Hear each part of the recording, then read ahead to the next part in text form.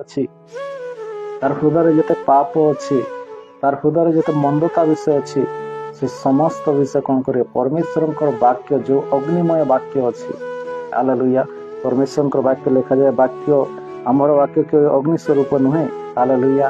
ସେଇ ଅଗ୍ନି ବାକ୍ୟ, ପରମେଶ୍ୱରଙ୍କର ଯୋଉ ଅଗ୍ନି ସ୍ୱରୂପ ଯୋଉ ବାକ୍ୟ ଅଛି, ସେଇ ହୃଦୟରେ ବସିବା ଦ୍ୱାରା ସମସ୍ତ ବିଷୟକୁ ସେ କଣ କରି ଜାଡ଼ିକିରି ନଷ୍ଟ କରିଦିଏ, ହାଲେଲୁୟା।